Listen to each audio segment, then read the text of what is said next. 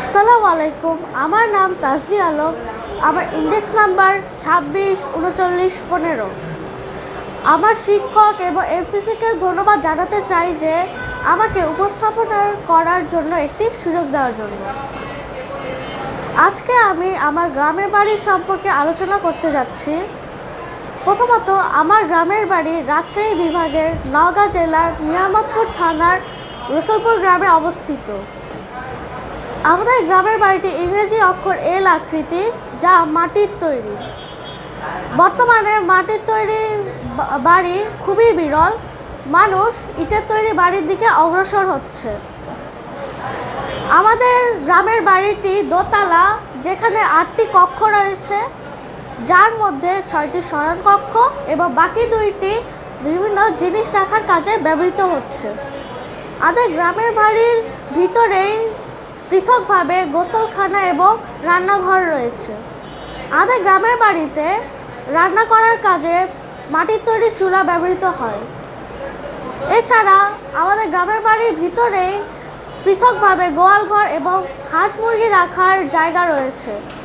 আমাদের গ্রামের বাড়ির সামনে ও পিছনে একটি করে পুকুর রয়েছে এবং পুকুরের পিছনে একটি বাগান রয়েছে, সেখানে আম হয়। আমার প্রতি বছরই গ্রামের বাড়ি যাওয়া হয়। আমার গ্রামের বাড়ি খুব ভালো লাগে। তো এই ছিল আমার গ্রামের বাড়ির বিষয়ক আমার আলোচনা। ধন্যবাদ সবাইকে আমার কথাগুলো মনোযোগ দিয়ে শোনার জন্য। আসসালামু আলাইকুম। এখানে উপস্থিত সকল শিক্ষার্থী ও শিক্ষককে জানাই আমার শুভেচ্ছা ও সালাম। আসসালামু আলাইকুম। আমার নাম নুরানি মুনতাহা। আমি মিরপুর ক্যাড কোচিংয়ে অধ্যয়নরত একজন শিক্ষার্থী। আমার ইন্ডেক্স 4190। এখানে এসে উপস্থাপনার সুযোগ করে দেওয়ার জন্য শিক্ষককে ও প্রতিষ্ঠানকে ধন্যবাদ। এখন আমি ভগ্নাংশ সম্পর্কে আলোচনা করতে চলেছি। ভগ্নাংশ হলো কোনো বস্তুর নির্দিষ্ট খণ্ডিত অংশ। ভগ্নাংশকে মূলত 2 ভাগে ভাগ করা হয়, যথা সরল ভগ্নাংশ ও জটিল ভগ্নাংশ।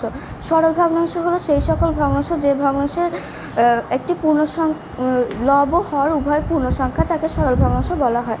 যে ভগ্নাংশের লব ও হর কিংবা উভয় পূর্ণ সংখ্যা নয়, তাদেরকে জটিল ভগ্নাংশ বলা হয়। সরল ভগ্নাংশকে মূলত 3 ভাগে ভাগ করা হয়, যথা প্রকৃত, অপ্রকৃত এবং মিশ্র। প্রকৃত ভগ্নাংশ: যে ভগ্নাংশের লব ছোট এবং হর বড়, তাকে প্রকৃত ভগ্নাংশ বলা হয়। যেমন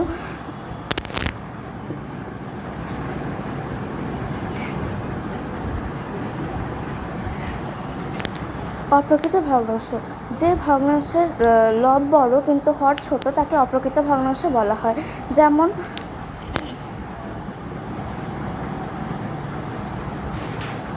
মিশ্র ভগ্নাংশ: মিশ্র ভগ্নাংশ হলো সে সকল ভগ্নাংশ যা একটি পূর্ণ সংখ্যা ও প্রকৃত ভগ্নাংশ যুক্ত থাকে।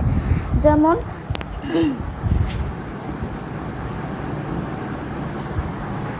আজ এই পর্যন্তই। সকলকে আমার কথা মনোযোগ সহকারে শোনার জন্য ধন্যবাদ। আসসালামু আলাইকুম। আসসালামু আলাইকুম সবাইকে। আশা করি তোমরা সকলে ভালো আছো। আমি নওশিন সাইয়েরা মানহা। আমি মিরপুর ক্যান্টনমেন্ট পাবলিক স্কুল ও কলেজের 6ষ্ঠ শ্রেণীর একজন শিক্ষার্থী। আজকে আমি তোমাদের মাঝে গণিতের একটা গুরুত্বপূর্ণ এবং মজাদার বিষয় নিয়ে আলোচনা করতে যাচ্ছি, যেটা হলো পূর্ণ সংখ্যা। তো চলো আমরা পূর্ণ সংখ্যা নিয়ে কাজ করার আগে আসলে পূর্ণ সংখ্যা আসলে কী সেটা আগে জানি আসি। গণিতের যে সংখ্যাগুলোর ভাঙা অংশ নেই অথবা অর্থাৎ ভগ্নাংশ বা দশমিক থাকে না, সেই সংখ্যাগুলোকে আমরা পূর্ণ সংখ্যা বলতে পারি। সহজ কথায় বলতে পারি, শূন্য সহ সকল ধনাত্মক ও ঋণাত্মক পূর্ণ সংখ্যাগুলোকে পূর্ণ সংখ্যা বলা হয়। চলো এখন তোমাদেরকে আমি পূর্ণ সংখ্যার একটা সংখ্যারেখা দেখানোর মাধ্যমে পূর্ণ সংখ্যার প্রকারগুলো দেখাই। আগে আমি একটা পূর্ণ সংখ্যার সংখ্যারেখা এঁকে দেখাবো। এখানে মাঝখান বরাবর একটা দাগ দিতে হবে, যেখানে আমরা শূন্য বসাবো। তারপর বাকিগুলো আমরা পূর্ণ সংখ্যা দিয়ে ভরাট করে দিব। পূর্ণ সংখ্যার সংখ্যারেখার ক্ষেত্রে আমাদের 2টা জিনিস মনে রাখতে হবে, যে সবসময় শূন্যের ডান পাশে থাকে হলো ধনাত্মক পূর্ণ সংখ্যাগুলো, যেগুলোর নাকি মান বৃদ্ধি পায় সবসময়। সেই সংখ্যাগুলো হলো সবসময় ডানে থাকে এবং সেগুলোর মান বৃদ্ধি পায়। তো যেমন 1, 2, 3, 4 ও 5, এটাকে আমরা 1, 2, 3, 4, 5। সো এই সংখ্যাগুলো হলো আমরা আমাদের দৈনন্দিন জীবনে বেশি ইউজ করে থাকি। এই সংখ্যাগুলো ডান দিকে থাকে সবসময় এবং এগুলোর মান আস্তে আস্তে বৃদ্ধি পেতে থাকে। তারপর এই সাইডে হলো হবে যে সংখ্যাগুলো নাকি এগুলোর বাম দিকে থাকে এবং যেই সংখ্যাগুলোর মান কমতে থাকে সেই সংখ্যাগুলোকে আমরা বলতে পারি ঋণাত্মক পূর্ণ সংখ্যা। এখানে বসবে -1, -2, -3, -4। এই সংখ্যাগুলোকে আমরা আমাদের দৈনন্দিন জীবনে বেশি ইউজ না করলেও এই আমাদের পূর্ণ সংখ্যার ম্যাথ করার সময় আমাদের এই সংখ্যাগুলো অনেক গুরুত্বপূর্ণ হবে। শুধু এগুলোও না, আমাদের এই পুরাটাই গুরুত্বপূর্ণ হবে। তো আমরা কি শিখলাম? এখানে হলো আমাদের এই সংখ্যাগুলো হলো ধনাত্মক পূর্ণ সংখ্যা এবং এই সংখ্যাগুলো হলো ঋণাত্মক পূর্ণ সংখ্যা।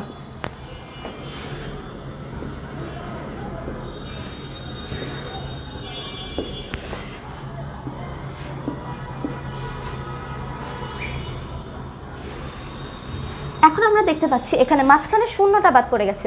এখন অনেকজনই ভাবতে পারে যে শূন্যটা মনে হয় কোনো পূর্ণ সংখ্যার ভাগ না, কিন্তু শূন্য নিয়ে আমাদের পূর্ণ সংখ্যার আরেকটা প্রকার আছে, যেটা হলো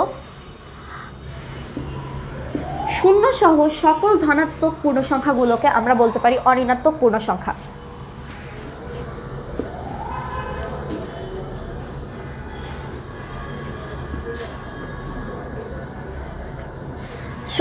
সো এই ছিল আমাদের পূর্ণ সংখ্যার 3টি প্রকার। তো আমরা আবার একটু রিক্যাপ করে নিই যে ডান দিকে যেই সংখ্যাগুলো থাকবে, পূর্ণ সংখ্যা রেখার ডান দিকে শূন্যর পাশে ডান দিকে যেই পূর্ণ সংখ্যাগুলো থাকবে সেগুলো হলো মান বাড়বে, এগুলোই হলো মান বৃদ্ধি পাবে এবং এগুলোই হলো ডান দিকে থাকে। আর শূন্যর বাম দিকে যেগুলো থাকে সেগুলো হলো ঋণাত্মক পূর্ণ সংখ্যা, যেগুলো নাকি মান কমতে থাকবে, অর্থাৎ -1, -2, -3 এবং -4। এবং শূন্য সহ সকল ধনাত্মক পূর্ণ সংখ্যা, অতএব 0, 1, 2, 3, 4, 5 এই সংখ্যাগুলো হলো অঋণাত্মক পূর্ণ সংখ্যা। এই ছিল হলো আমাদের আজকের পূর্ণ সংখ্যার টপিক। আশা করি তোমরা সবাই বুঝতে পেরেছো। Thank you so much for listening to me. আসসালামু আলাইকুম। আসসালামু আলাইকুম সবাইকে, আশা করি সবাই ভালো আছেন। আমার নাম ওয়াসিয়া আজাদ, আমি ষষ্ঠ শ্রেণীর একজন শিক্ষার্থী, আমি কাটানো পাবলিক স্কুল অ্যান্ড কলেজের একজন ছাত্রী। আজকে আমি গণিতের খুবই গুরুত্বপূর্ণ একটি বিষয় নিয়ে আলোচনা করতে যাচ্ছি, সেটি হচ্ছে ভগ্নাংশ। তো চলুন শুরু করা যাক। ভগ্নাংশ সম্পর্কে জানার আগে ভগ্নাংশ জিনিসটা আসলে কি, এই জিনিসটা আমাদেরকে আগে জানতে হবে। ভগ্নাংশ হচ্ছে কোনো পূর্ণ সংখ্যাকে যখন আমরা কোনো পূর্ণ সংখ্যার সমান একাধিক বা এক বা একাধিকভাবে ভাগ করার পর যে অংশটা আমরা নেই, সেই অংশকে যখন আমরা এক বা একাধিকভাবে প্রকাশ করি তখন সেটাকে আমি ভগ্নাংশ বলতে পারি। ভগ্নাংশের হচ্ছে ভগ্নাংশ বিভিন্ন আকার রয়েছে, সেটি হচ্ছে ভগ্নাংশের 2টি আকার রয়েছে, একটি হচ্ছে লব এবং আরেকটি হচ্ছে হর। এখন আমরা সাধারণত জানি উপরের অংশটিকে লব বলা হয় এবং নিচের অংশটিকে হর বলা হয়। এখন আমরা জানবো ভগ্নাংশ কত প্রকার ও কি কি। ভগ্নাংশ সাধারণত 2 প্রকার, একটি হচ্ছে দশমিক ভগ্নাংশ এবং আরেকটি হচ্ছে সাধারণ ভগ্নাংশ। এখন সাধারণ ভগ্নাংশ এবার 3 ভাগে ভাগ করা হয়েছে, একটি হচ্ছে প্রকৃত ভগ্নাংশ, অপ্রকৃত ভগ্নাংশ এবং মিশ্র ভগ্নাংশ। তো চলুন আমরা সবার আগে জানি সাধারণ ভগ্নাংশ জিনিসটা আসলে কি। সাধারণ ভগ্নাংশ হচ্ছে যে ভগ্নাংশের লব এবং হর উভয় পূর্ণ সংখ্যা থাকবে, তাকে আমরা সাধারণ ভগ্নাংশ বলতে পারি। যেমন আমি একটি উদাহরণ দিতে পারি, 3/7, এটা আমার একটা সাধারণ ভগ্নাংশের উদাহরণ। এর বাইরে এবার আসি সাধারণ ভগ্নাংশের 3 প্রকারের উদাহরণটা। প্রকৃত ভগ্নাংশ সম্পর্কে এবার আমরা একটু জানবো। প্রকৃত ভগ্নাংশ জিনিসটা আসলে কি, যে ভগ্নাংশের হর সবসময় বড় থাকবে লবের থেকে, অর্থাৎ লবটা ছোট থাকবে হরটা বড় থাকবে, সেই ভগ্নাংশকে আমরা প্রকৃত ভগ্নাংশ বলতে পারি। যেমন আমি উদাহরণ দিতে পারি 7/3, 17/4, এটা হচ্ছে আমার প্রকৃত ভগ্নাংশের উদাহরণ। এবার সে অপ্রকৃত ভগ্নাংশ জিনিসটা আসলে কি, যে ভগ্নাংশের লবটা বড় থাকবে এবং হরটা ছোট থাকবে, সেই ভগ্নাংশটাকে আমরা অপ্রকৃত ভগ্নাংশ বলতে পারি। যেমন আমরা বলতে পারি 16/7, 12/3, এটাকে আমরা অপ্রকৃত ভগ্নাংশ বলতে পারি। অর্থাৎ প্রকৃত এবং অপ্রকৃতর মধ্যে সম্পর্ক পুরোটাই বিপরীত। এবার আসে মিশ্র ভগ্নাংশ জিনিসটা কি। মিশ্র ভগ্নাংশ হচ্ছে যে ভগ্নাংশের একটি অংশ পূর্ণ সংখ্যা এবং আরেকটি অংশ প্রকৃত ভগ্নাংশ যুক্ত থাকবে, সেই ভগ্নাংশটাকে আমরা মিশ্র ভগ্নাংশ বলতে পারি। যেমন আমি বলতে পারি 2 পূর্ণ 3/4, আবার 3 পূর্ণ 5/7, এটাকে আমরা মিশ্র ভগ্নাংশ বলতে পারি। এর বাইরেও সাধারণ ভগ্নাংশ, দশমিক ভগ্নাংশের বাইরেও আমাদের ভগ্নাংশের বাইরেও হচ্ছে বিভিন্ন ধরনের ভগ্নাংশ রয়েছে, যেমন সমতুল ভগ্নাংশ, সমহর বিশিষ্ট ভগ্নাংশ এবং সমলব বিশিষ্ট ভগ্নাংশ। সমতুল ভগ্নাংশ জিনিসটা কি, যে ভগ্নাংশের লব এবং হর শূন্য ছাড়া সকল সংখ্যা দ্বারা গুণ ও ভাগ করা যায়, সেই সংখ্যাটাকে আমরা খুব সহজেই সমতুল ভগ্নাংশ বলতে পারি। যেমন আমি একটি উদাহরণ দিতে পারি, 3/7, 3 গুণন 2, 7 গুণন 2 সমান সমান 6/14। এখানে আমাদের একটা জিনিস মনে রাখতে হবে, গুণ করতে হলে উভয় দিকে একই সংখ্যা দ্বারা গুণ করতে হবে। এবার আসি ভাগ প্রক্রিয়ায় সমতুল ভগ্নাংশ কিভাবে পাওয়া যায়। আমরা উদাহরণ দিতে পারি 30/10। এটাকে আমরা ভাগ করলে 30 দিয়ে 5কে যদি ভাগ করি, 10কে যদি 5 দিয়ে ভাগ করি, তাহলে আমরা এখানে 6/2 পাচ্ছি। এখানেও আমাদের ঠিক একইভাবে মনে রাখতে হবে 30 উভয় দিকেই আমাদের একই সংখ্যা দ্বারা ভাগ করতে হবে। তো এইভাবে সমতুল ভগ্নাংশ আমাদের রয়েছে। এবং এবার আসি হচ্ছে সমহর বিশিষ্ট ভগ্নাংশে। সমহর বিশিষ্ট ভগ্নাংশ বলতে গেলে যে ভগ্নাংশের হর একই থাকে সেই ভগ্নাংশটাকে আমরা সমহর বিশিষ্ট ভগ্নাংশ বলি। যেমন আমি উদাহরণ দিতে পারি 3/7, 4/7, 1/7। এখানে যেহেতু হরগুলো সেম, এই জন্য এখানকার হরগুলো সমহর বিশিষ্ট হয়েছে। এবার আসি সমলব বিশিষ্ট। সমলব বিশিষ্ট ভগ্নাংশ বলতে গেলে এরকমই, কিন্তু ওখানকার লবটা সমান থাকবে। যেমন আমি বলতে পারি 5/7, 5/6, 5/2। এখানে যেহেতু আমার লবগুলো সমান, এজন্য আমার এখানে সমলব হয়েছে। সো আজকের আলোচনা আমার এইটুকুই ছিল। থ্যাংক ইউ সো মাচ সবাইকে। আশা করি আমার বক্তব্য সবার ভালো লেগেছে এবং সবাইকে ধন্যবাদ এতক্ষণ ধরে আমার বক্তব্য শোনার জন্য। Thank you so much. বিসমিল্লাহির রহমানির রহিম। সবাইকে আসসালামু আলাইকুম। আমার নাম আয়ান, আমার ইন্ডেক্স 263972। আজকে আমার আলোচ্য বিষয় হলো কোণ।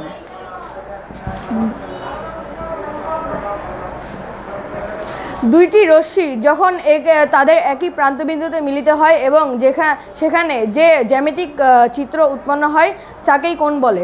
যেমন এখানে এইটা একটি রশ্মি এবং এইটা একটি রশ্মি, এই দুইটা রশ্মি তাদের একই প্রান্তবিন্দুতে মিলিত হয়ে একটি জ্যামিতিক কোণ উৎপন্ন করেছে। কোণ তাদের মানের ভিত্তিতে সাধারণত 4 প্রকার হয়: সূক্ষ্মকোণ, স্থূলকোণ, সমকোণ এবং সরলকোণ। সূক্ষ্মকোণ যে কোণের মান 90 ডিগ্রি হতে ছোট হয় তাদেরকে সূক্ষ্মকোণ বলে। যেমন এই কোণের মান 60 ডিগ্রি, 60 ডিগ্রি 90 থেকে ছোট বলে তাদের একে সূক্ষ্মকোণ বলা হচ্ছে। সমকোণ যে কোণের মান 90 ডিগ্রি হয় তাদেরকে সমকোণ বলা হয়। যেমন এই কোণের মান 90 ডিগ্রি, তাই একে সমকোণ বলা হচ্ছে। তারপর স্থূলকোণ যে কোণের মান 180 ডিগ্রি থেকে ছোট এবং 90 ডিগ্রি হতে বড় তাদেরকে স্থূলকোণ বলা হয়। যেমন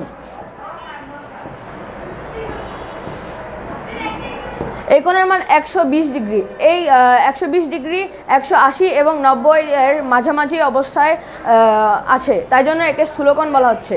এবং এখন আমরা সরলকোণ দেখব। সরলকোণ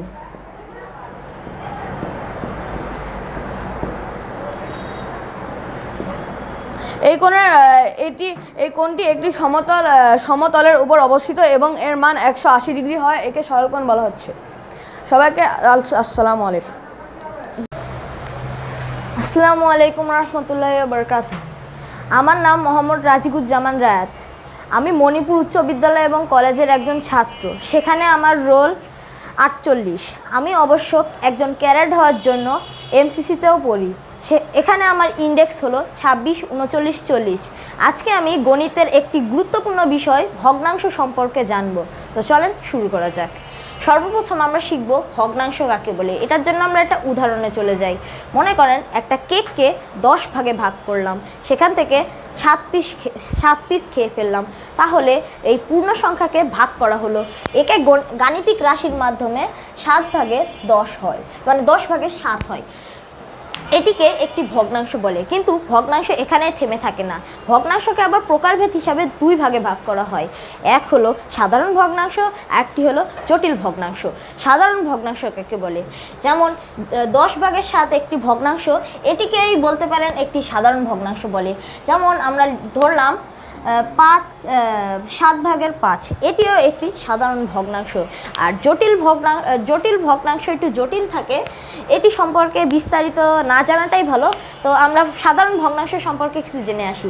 সাধারণ ভগ্নাংশ সাধারণত 3 প্রকার। 3 প্রকারের মধ্যে রয়েছে প্রকৃত ভগ্নাংশ, অপ্রকৃত ভগ্নাংশ এবং মিশ্র ভগ্নাংশ।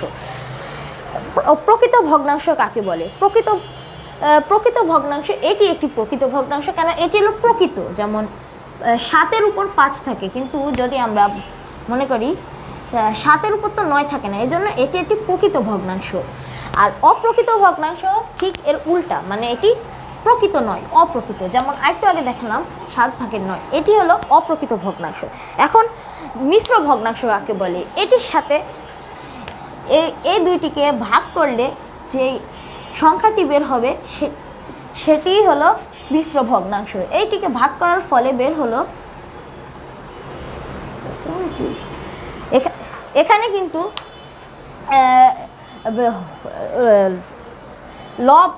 হরটি ভিন্ন হয়নি, কিন্তু পূর্ণ সংখ্যা এবং লব কিন্তু ভিন্ন হয়েছে। এটিকেই বলে মিশ্র ভগ্নাংশ।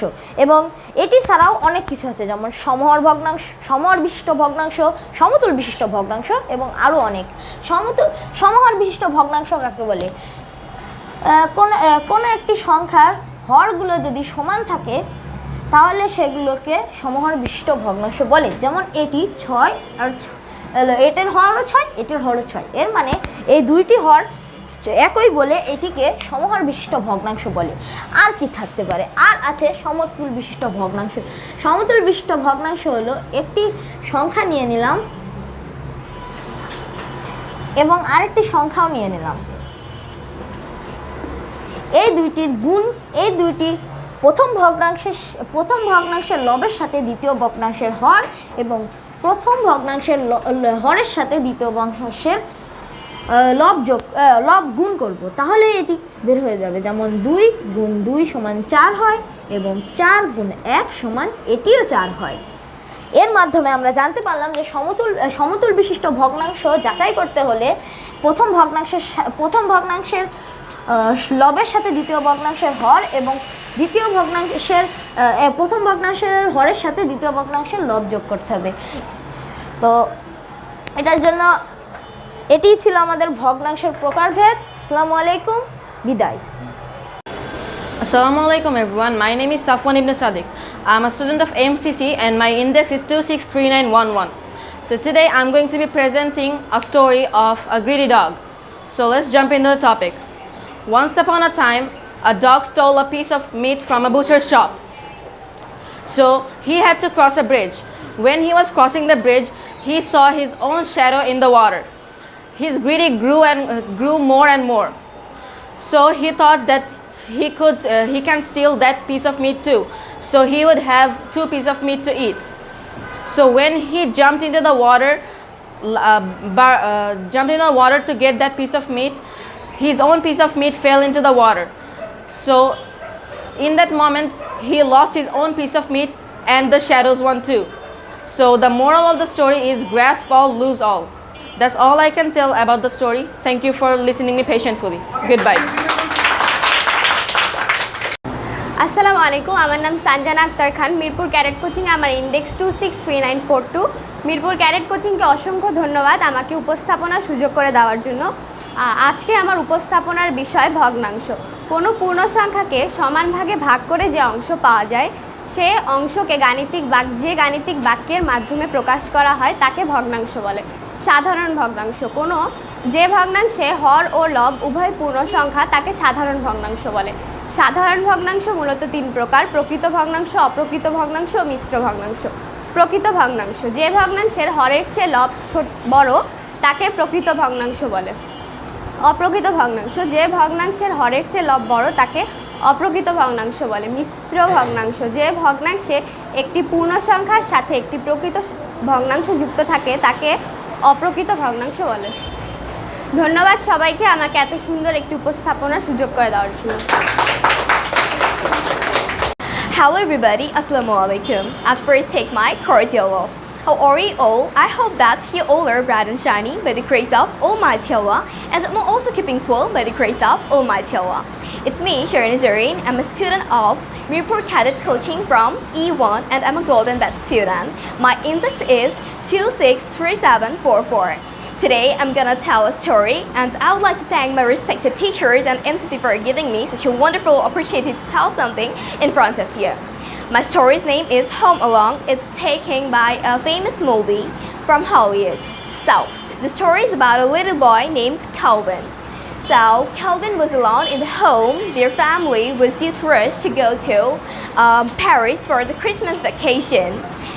Kelvin's elder brothers and sisters were teasing him. That's why he became so upset and wished that if his family would disappear. And next morning, when his family woke up late and they rushed to the airport. And due to rush, they forgot about Kelvin and left him alone in the home. When Kelvin realized he's alone in the home, he felt scared at the first, but then he started to enjoy. He did whatever he wanted to do. Normally, his parents did not allow it. He ate ice cream, watched movies, and jumped on the bed.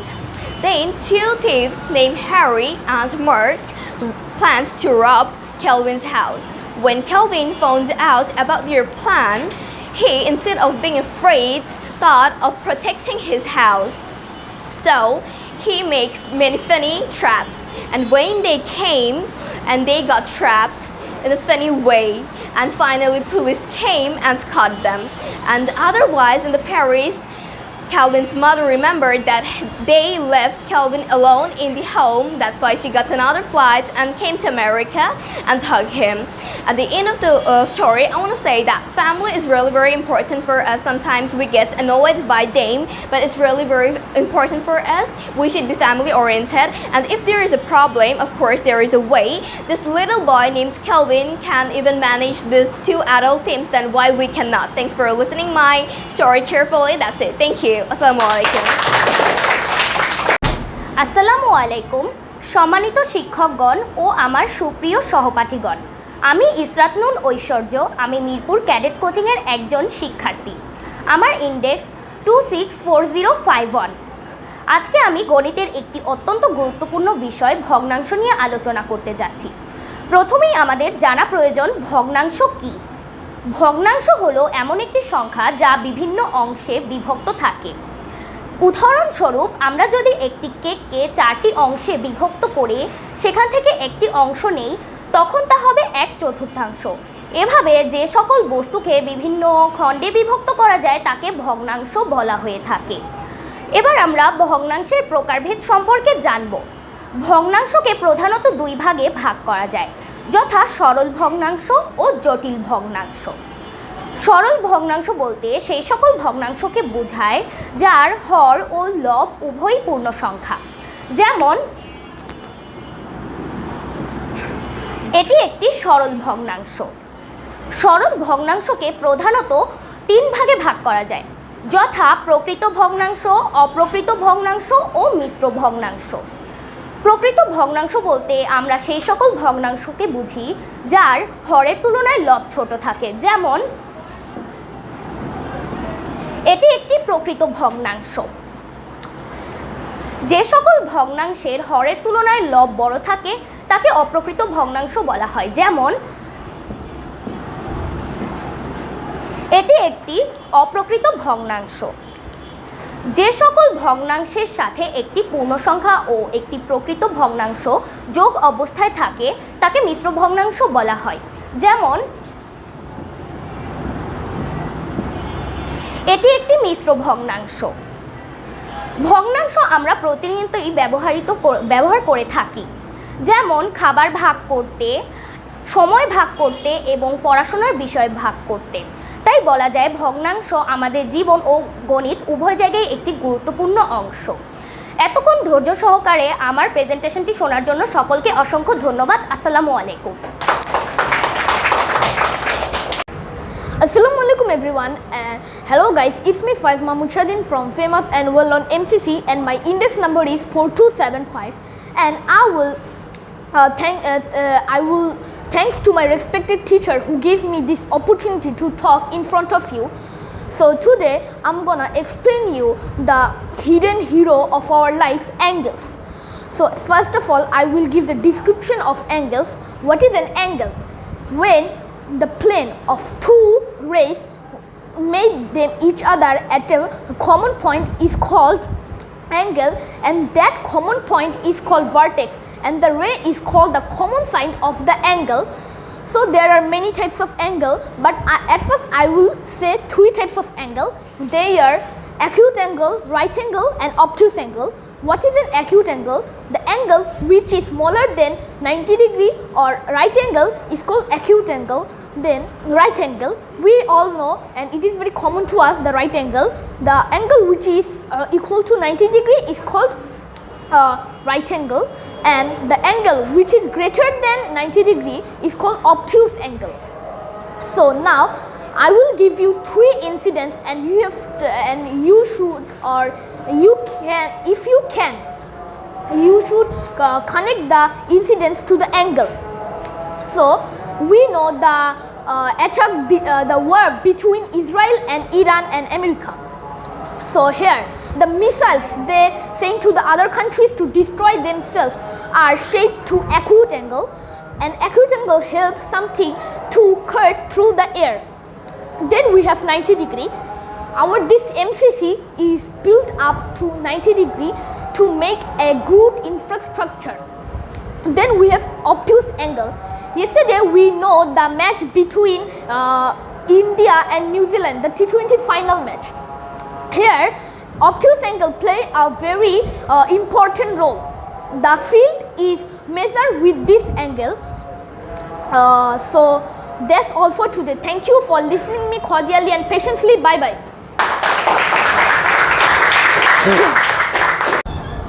Assalamu alaikum to the respected teachers and my friends. I am Tahrima Zaman Bushra. My index is 4183.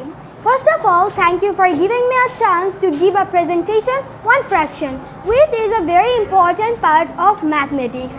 First, what is fraction? When a number is divided into several equal parts and a certain number is taken from that, the mathematical expression used to express the taken part is called a fraction. Now let's learn what is simple fraction. The fraction whose numerator and denominator both is an integer is called a simple fraction. A simple fraction is of 3 types: proper fraction, improper fraction, and mixed fraction. First, proper fraction. The fraction that is less than 1 and the numerator is smaller than the denominator is called a proper fraction. For example, 2 by 4. Second one is mixed fraction. When an integer is added with an proper fraction, the fraction is called a mixed fraction. The third one is improper fraction. The fraction that is greater than 1 or equal to 1 and the numerator is greater or equal to the denominator is called an improper fraction. For example, 4 by 2. And let's learn an important fraction, that is equivalent fraction. If we multiply or divide the denominator and numerator of a fraction by any number except 0, the required fraction will be equivalent to the given fraction. For example, 8 by 4 is equivalent to 2 by 4. And now there is another kind of fraction, that is fraction having common denominator.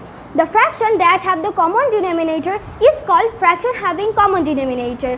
I hope you will understand my topics and there is no problem on the topic fraction. Thank you. That was all. Assalamu alaikum. Assalamu alaikum, my respected sir and my dear friends. My name is Sadia Zaman and I am from a respected institution named Shohid Biruttom Lieutenant Honor Girls School and College. I am in class 6 and my index is 264247. Thank you so much for giving me a chance to represent my topic named fraction. So what is fraction?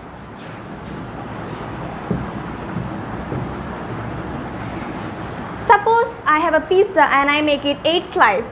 Now I have given that 3 slices of pizza to my cat and I have 5 remain.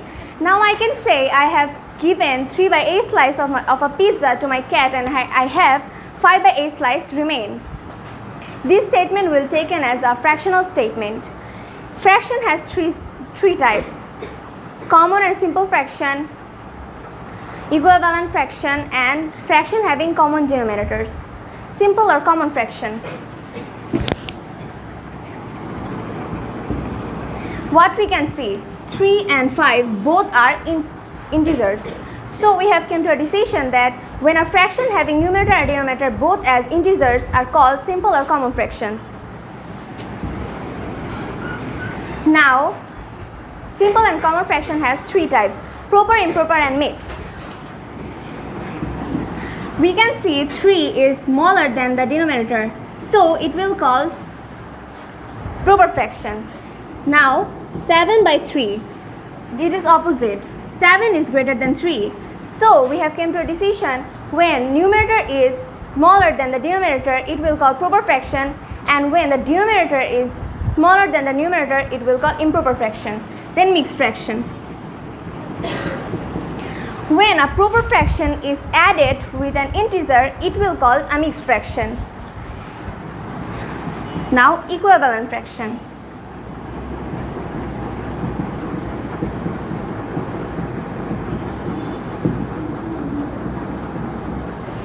When a number is added with both numerator and denominator and it converts to another fraction, this fraction is equivalent to this fraction.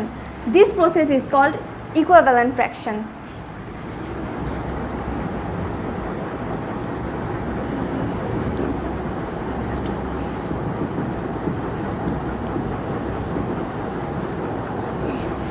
This can be also written as equivalent fraction. Now,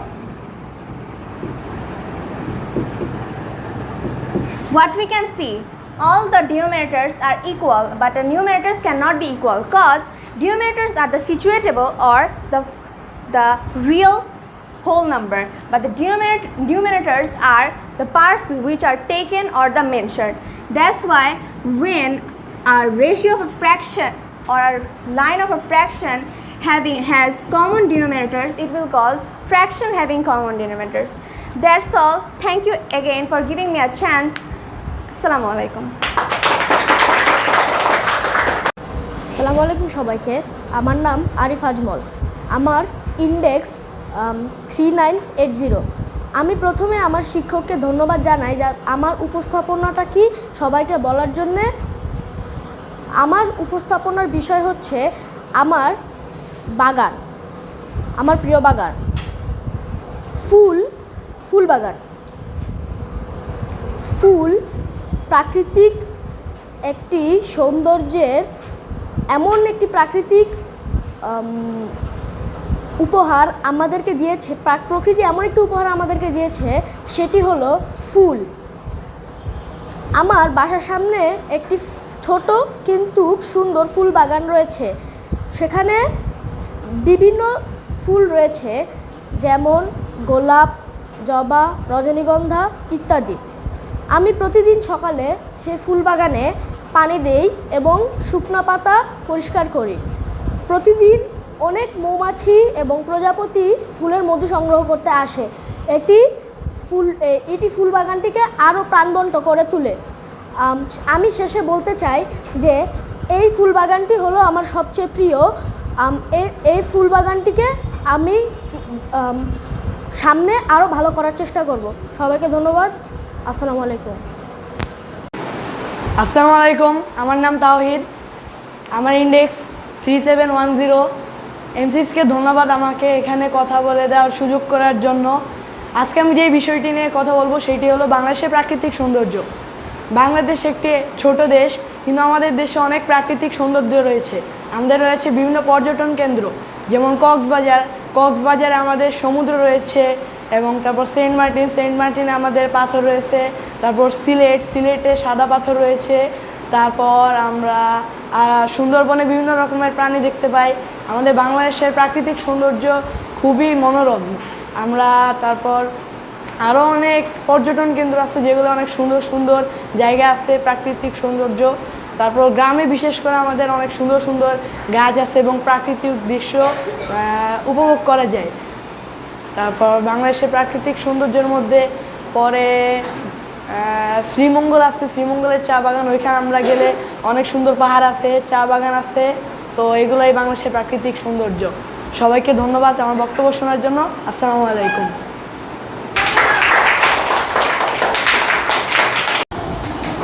আসসালামু আলাইকুম, আমি মোহাম্মদ শাহরিয়ার সুলতান মোহন, আমার index 3841। আজকে আমি আপনাদের সাথে আমার গ্রামের বাড়ি সম্পর্কে আলোচনা করতে যাচ্ছি। আমার গ্রামের বাড়ি বাংলাদেশের কিশোরগঞ্জ জেলার ভৈরব উপজেলায় অবস্থিত। ঢাকা থেকে 145 কিলোমিটার দূরে অবস্থিত ভৈরব উপজেলা। ভৈরব উপজেলার নাসিরাকান্দা গ্রামে আমার গ্রামের বাড়ি।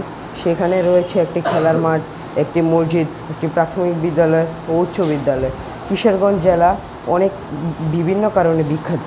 কিশোরগঞ্জ জেলায় রাজা ঈশা খাঁর বাড়ি, কিশোরগঞ্জ জেলায় বাংলাদেশের বড় মসজিদ পাগলা মসজিদ অবস্থিত, কিশোরগঞ্জ জেলায় বাংলাদেশের সবচেয়ে বড় ঈদগাহ মাঠ অবস্থিত যার নাম ছনগাঁও ঈদগাহ মাঠ।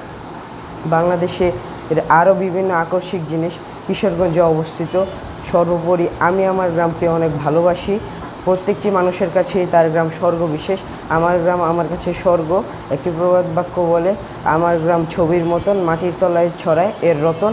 আমি এই বলে আমার কথোপকথন আজকের এই পর্যন্ত শেষ করছি। আসসালামু আলাইকুম।